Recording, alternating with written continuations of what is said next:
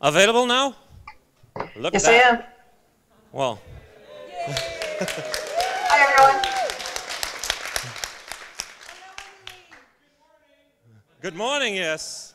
We're very glad to have you here virtually. Well, it's 8 o'clock in the morning at your place, so thanks a lot. As you see, we have quite a few people that are eager to hear what you're going to talk about. So I'll just hand it over to you, and the people who have questions afterwards, you just let them know. And I have a microphone, so please come to me and take the microphone and ask the question. Okay, Emily, it's all yours. All right, excellent. So thank you very much for letting me participate virtually. I have two small kids, and it's hard for me to get to Europe, and I've been very sad about not being able to travel to Europe very much for the last few years. So this is really outstanding, and the setup looks great. My name is Emily Lakdawalla. I am the blogger, senior editor for the Planetary Society, and I blog every day at planetary.org/blog. My main beat is robotic space exploration, robotic exploration of our solar system. So I follow what's going on with all of the roughly 20 robots that are exploring the solar system, both from NASA and from ESA, JAXA, and other places. I guess India is talking about launching a Mars mission pretty soon, which is very exciting. So today I thought I'd talk briefly about one of the most exciting missions right now, which is of course Curiosity, but mostly I would really like to answer your questions. So I'll do a brief spiel, and then please think about what you would like to ask about Curiosity or really any other space exploration that's going on right now. So I'm going to share an image that is one of my favorite photos of Curiosity, both because it's cool and because I took it. It's this one.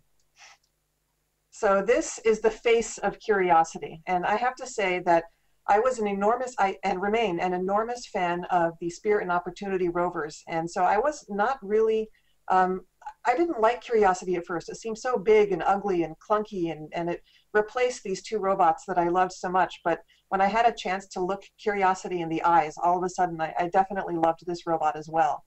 And the reason that I show the face of Curiosity is because I want to point out the locations of all of the cameras that you can use to view Mars. And in fact, you can see all of these images on the internet almost as soon as they're returned to Earth. So first of all, we have the largest eye is up here. This one is called ChemCam. And it's actually it's a telescope that it's attached to an instrument called a laser-induced breakdown spectrometer, or LIBS. And what this thing does is it shoots a laser at distant rocks, and it ionizes some of the material right at the surface into a plasma. It's so hot that it's emitting radiation. It's emitting light in ultraviolet spectrum, and so this thing has a spectrometer that breaks down that light and can use it to determine the elemental composition of the rock that it blasts with its laser. And the reason that this is so useful is because they can actually sort of do a spot check of the composition of a rock from a distance. They can assess the chemical composition of a rock from quite a long way away, and make a very informed choice about which rock to approach very closely. And in fact, they're doing that right now. They're doing their very first contact science on a rock on Mars, using a rock that they selected from a distance with ChemCam. The next most obvious eyes are these two. These are called MASTCAM. The instrument is MASTCAM. There are two MASTCAMs. There is a wider angle one, that's the left eye, that's called MASTCAM 34 because it's a 34 millimeter camera, 34 millimeter focal length. And then there's a narrower angle MASTCAM 100, and that's this smaller eye on the right. So the two eyes, originally the system was supposed to have a zoom capability, and both eyes would be able to zoom all the way out and all the way in. But that was actually de-scoped from the mission in a weird cost-cutting measure that NASA tried to do at one point. It didn't save them very much money, and it left Curiosity with the ability to have one eye focused out, one eye focused in, and it makes distant color 3D imaging a little bit difficult, but it's still, these cameras are still wonderful and the images are still great to look at. Finally, up here on the mast, there are two pairs of NavCams.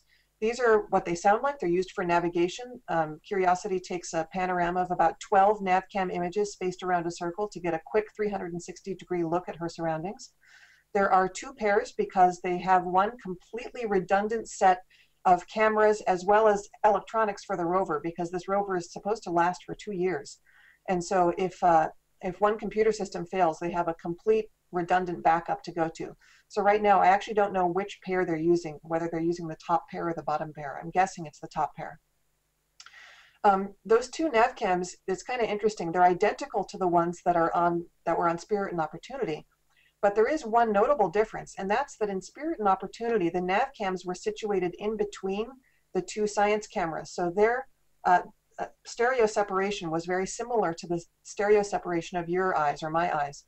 But on this rover, they're separated by 14 centimeters. So the rover has a much wider, it's kind of like a hammerhead shark almost. You have a much wider stereo field of view, and it produces a lot more parallax in images. So it's taken a lot of getting used to understand how far away and how large objects are when we see them with this rover's nav cams. So those are all the cameras that are on the mast. There are a couple more cameras. There are some belly-mounted has cams. There's a camera on the end of the robotic arm. And as I mentioned earlier, you can get to all of the images that these cameras take on the internet almost as soon as they're returned to Earth. And there's 3 different ways that you can do that. The first one is the official website, and that's here at JPL. And by the way, I have just tweeted links to all 3 of the sites that I'm going to be showing you, so you can check Twitter to see that. And now I'm enjoying seeing you all check your phones. So this one is the official website, and it splits down the images into the different cameras where you can find the recent images from Mars. But there are actually 2 enthusiasts who produce their own ways of getting at the raw images stored on JPL servers. Here's one. This one was made by a guy named Ludo Stellingwerf, I think. No, this is Joe Knapp's. So this is one website made by a guy named Joe Knapp. And what's wonderful about this website is that it organizes all the images so you can see the ones that are released most recently. And what we're looking at here are some images that were taken. They just came out, they were just released like minutes ago. And they came back from Mars. These are from the MALI, the hand lens imager, and they're of a rock that they're actually doing contact science on right now. It's the very first rock they've tried to investigate with their instruments. Now, when I clicked on this image, you'll see that it came up as a very small image in the center of the screen. That's because Curiosity returns to Earth thumbnail versions of all of its images first, and they assess the quality. They choose which ones to return at full resolution. They don't return all images at full resolution because they have bandwidth limitations. And so as I'm scrolling very quickly through these, I'm looking for an image that is at higher resolution that I can show you. And here I can see that this one is 1648 by 1200. So here is a high resolution image fresh from Mars of this very first rock that they're investigating with the hand lens imager. And you can see little bits of dust piled up in the wind eroded pits in this rock. This is really cool, actually. I haven't even looked at this image yet. It's pretty awesome. And then you can scroll down and you can see the nav cam view. This is from one of those mast mounted nav cams of Curiosity's robotic arm placed upon the rock that it's investigating. So this is from a mast mounted camera checking out where MALI has placed the camera on the surface of the rock. And so I find these raw images pages a wonderful way to follow the drama, follow the daily activities of the mission. They upload images every few hours, so it rewards your attention to come back to these websites over and over again. Here's a cool image showing you a donut that the rover had turned in the landscape. You can see its tracks, which is pretty neat. There's one other website. This one's produced by a guy named Ludo Stellingwerf, and his is somewhat similar to Joe Knapp's, except it has another really cool feature where you can select certain images and it will output a text listing. So you can run it through a script that will download all the images that you want. So anyway, that's a quick tour of the kinds of places that you can go to get the raw images from the mission and follow all of the drama of what's going on every day. And I think that it's one of the most wonderful things that NASA has been doing with its missions recently. The European Space Agency has not yet done this with one of their science cameras, although they had a camera on Mars Express that they termed the Mars webcam. It was called the Visual Monitoring Camera, and it was just a very simple little camera that was put on Mars Express only to watch Beagle depart. And it wasn't used for several years after the departure of Beagle, but then they decided, well, we have this camera, we might as well turn it on and see what it takes pictures of. And it produces really cool pictures of a global view of Mars, which no other camera in Mars orbit can get for you right now. Now, unfortunately, since Mars Express's memory problem last year, they haven't been able to turn the webcam back on as far as I know. But I'm hopeful that they'll be able to get that instrument back on, which is a really neat way to check in on the Mars Express mission and see what's going on with an active Mars mission. So I guess that's all the little spiel I wanted to give right now. I'd be delighted to hear your questions and answer them about Curiosity or any other robotic exploration mission that's going on right now. Okay, thank you, Emily. People in the room, questions, please. Yes, hang on.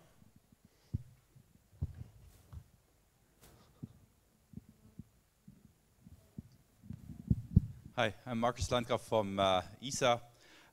There's a community inside the science community that says robotic exploration is too risky and too expensive. You rather should go with remote sensing. What is your reply to that argument? I'm not part of that.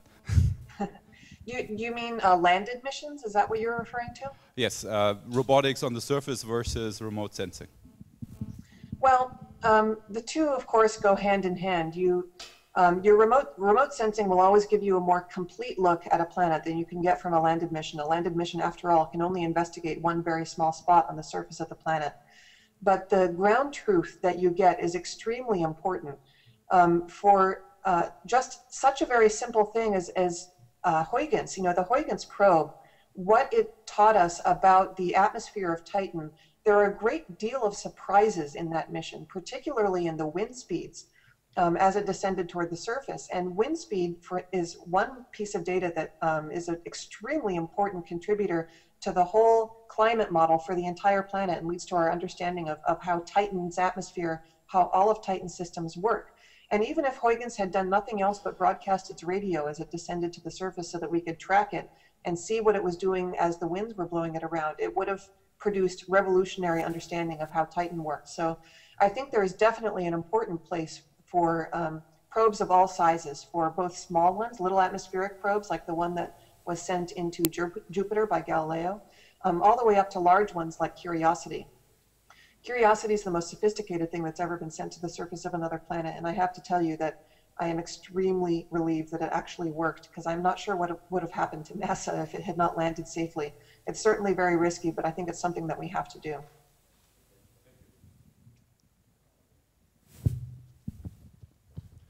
Good for fitness as well. Hi, Emily, it's Daniel Skuka here. I'm just wondering if, and I'm happy to see that your home office bookshelf in the background is no neater than mine. This really makes me feel happy. I'm just wondering, could you give an estimate or a kind of a feeling as to how valuable it is to NASA for outreach and PR, the fact that they are delivering these, basically science-grade images directly to the web in more or less real time? What's the value of that? Well, it's funny that you ask that, because the people who are pushing the release of the images understand how valuable it is, but it's still not a sales pitch that everyone in NASA has accepted. And so I actually went to NASA headquarters this summer to deliver a talk to explain to people that by releasing raw images and allowing the public easier access to the science data, they are getting a huge amount of bang for their buck. They're getting a great deal of outreach being performed by members of the public who are posting all of this stuff on social media, on their blogs, who are sharing it with other people in all different kinds of ways. But more than that, the people who are accessing these raw images and are processing them and are making mosaics and color panoramas and comparing one image to another as the rover is driving along the landscape, remembering what old rocks looked like and comparing new ones to the ones that it had seen a long time ago, they're actually producing value that the scientists on the mission team find useful. I've heard Steve Squires, who's the head of the Mars Exploration Rover mission, talk about how he visits a forum that I'm an administrator on called unmannedspaceflight.com. Before he often goes to the JPL website, because he knows that when he wakes up in the morning, the Europeans will have already looked at the images that came down from the rovers, assembled them into beautiful seamless panoramas, and all he has to do is go to the forum and click to open up the image. He doesn't have to dial into his VPN. He doesn't have to bring up one image at a time and put them together himself. Everybody who's on unmanned spaceflight has already done it. And so he actually finds operational usefulness in what the amateurs and people in the public are doing. The other argument that I make is that When missions release press released images with captions, those press released images are produced by scientists, and they're produced for science purposes. So they often emphasize subtle details, they stretch the contrast, they're trying to make it easier to see what's in the data. But that actually misrepresents how you would see it if you were looking at it with your own eyes. And a lot of the public actually does not understand when space agencies release false color or stretched or enhanced color versions of images. They don't understand, first of all, that they're enhanced, and second of all, they don't understand why NASA would want to do that. They think that, some people, of course, go straight to the conspiracy theory and think that NASA's trying to hide something. So the members of the public who take these images and ask the question, what would it look like if I were sitting there, and produce pictures that are the colors, the subtle shades as humans would see them, they're really doing a great service, I think, to the space exploration community. And I think that space agencies should take better advantage of the way that amateurs produce these beautiful illustrations for use as illustration, not for science, because the scientists know best how to get the science out of their instruments, but for illustration purposes, to show what it's like, what it would be like if you were actually standing there flying with these robotic spacecraft exploring the solar system.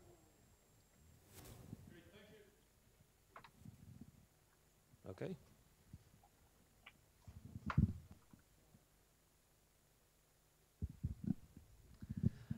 Hi, Emily. This is Martin. Maybe it's out of the topic about curiosity, but I wanted to ask something about the New Horizons mission. Like, what do you expect out of this? Like, regarding the capacity of the photos, I know that it will pass Pluto just shortly, and then they will reach the Earth. And like, what's the prediction about how it will change our understanding about the outer solar system and the Kuiper belt objects? Well, you know, it's funny, whenever you visit a new kind of object with a new spacecraft, everything that you thought you knew about the solar system suddenly changes. And sometimes it gives me a little crisis of confidence in science, because every time we learn something new, it seems to make everything that we had already thought that we knew wrong. And I think that New Horizons is guaranteed to show us something surprising about what's going on at Pluto. We know that there are exciting things happening at Pluto. We know that there are changes that we have seen with telescopes on Earth in the color patterns on its surface. So there must be something happening on its surface. Most likely it's frosts are forming in one place and evaporating from another. But you know, that explanation may not be correct, and what that means in terms of what the surface actually looks like when you see it up close is anybody's guess. I think all you have to do is look at Triton, which is one of Neptune's moons, the largest moon of Neptune, visited by Voyager 2 in 1989, and see how different Triton is from all of the rest of the outer solar system icy planets, icy moons, to realize how different Pluto is going to be. And not just Pluto, but also Charon. Charon is a very large body itself. It's half the size of Pluto, and it's larger. Charon is actually larger than most of the other objects out there beyond Neptune. So we're actually getting two different worlds that we're going to get global maps of that I'm sure are going to be quite different to anything that we've seen before. And I'm very excited. I'm extremely excited to see what Pluto is going to look like up close. I have been researching some of the other objects out there in the Kuiper belt recently, and I'm kind of sad, actually, that we can't visit any of these other things because they're so diverse. The objects out there, we know from telescopes that they have different colors, different compositions, and that their range is broader than what we see in the icy moons in the outer solar system. So there's a lot of exciting things to see out there, and I hope that New Horizons is not the last mission to one of these bodies that we see in my lifetime.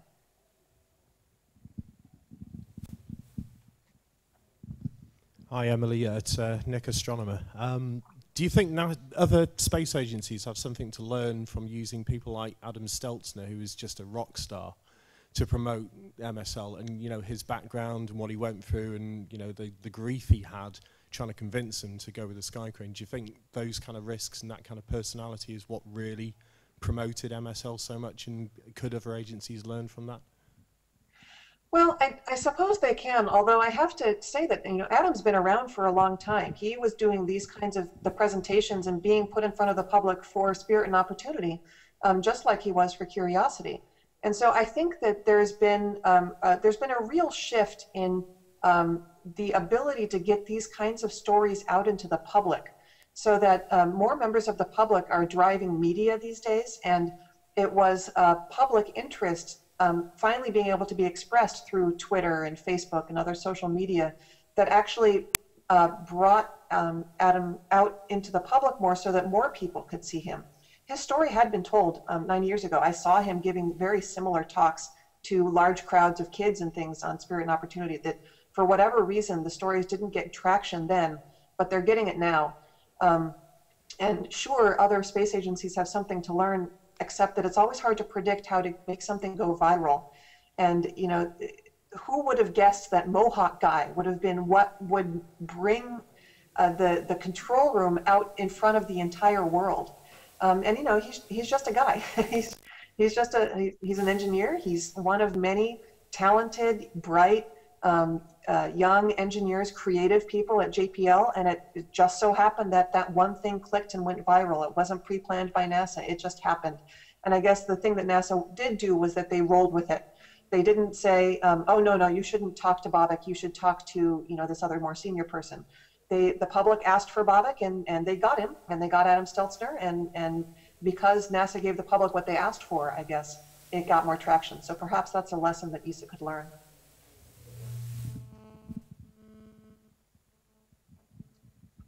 Hi, Emily, this is Ingo. First of all, thank you for this hangout. It's really great to have you.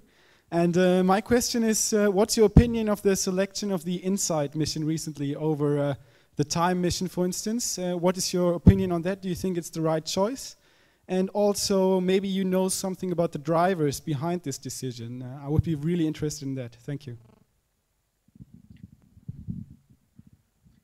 Well, I don't know a whole lot. I will admit that I would have loved to see, actually, you know, all three of the Discovery proposals were really exciting. I have long hoped that we would get a seismological station on the surface of something other than the moon.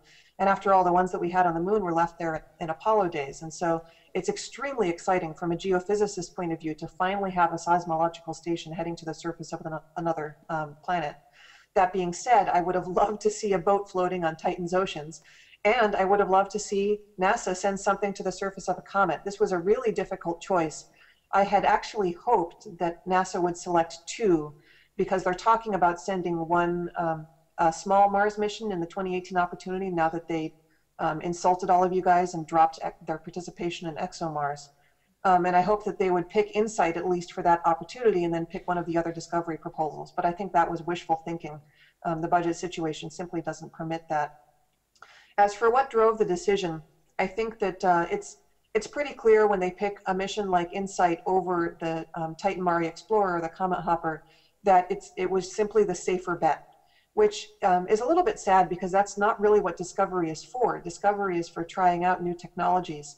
But you know, I'm not privy to the decision that was made. I don't really know about the technological readiness of the kinds of technologies that needed to be used to make either the Titan Mari Explorer or Chopper work. So I don't have any particular insight into that. I'm very happy that InSight was selected, and very sad that we're not seeing either Time or Chopper. Okay, we have room for one more question. Daniel? No one else? Okay. Make the fat guy run.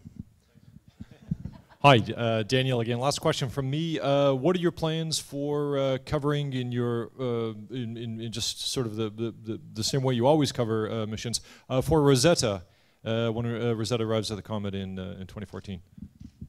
I will certainly be doing a play-by-play of Rosetta's arrival, and you know, I think actually ESA has an opportunity in Rosetta because of the personality of the principal investigator on Dawn. I kind of felt cheated by Dawn's approach to Vesta, because they released very few images, and the ones that they released were released in a very dilatory manner weeks after they were acquired.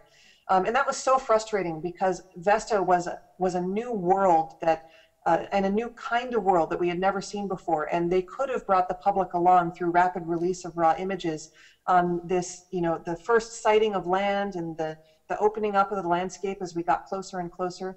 But we didn't get to do that on Dawn, and I think that Rosetta really has an opportunity here to show up that other small body mission and carry the public along by, they don't even have to release all images, just quick release of images as we see the comet grow in the field of view would be just such an exciting thing, because I know how wonderful Rosetta's cameras are. I've processed some of the images from their Mars flyby, and the camera has an enormous detector. It has 4 times the area of most other space cameras, other framing cameras ever sent on these kinds of flyby missions. So I really can't wait to see the images that Rosetta's going to be returning. And then we have the excitement of Philae, and I can't wait to see that thing land on the surface as well. So it's going to be a truly exciting mission, but it is up to ESA and of course to the principal investigator on the OSIRIS camera to release images, enough images quickly enough to bring the public along and allow us to participate in that exciting approach to a new world.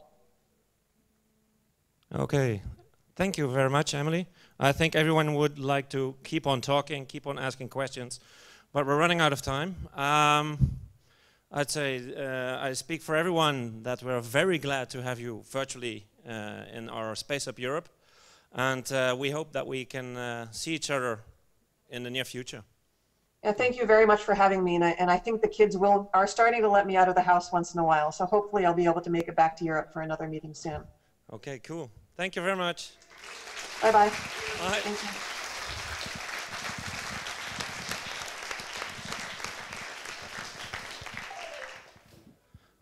Okay, people, we have another hangout scheduled. Okay, so who's doing that? Aiko? Yeah, as soon as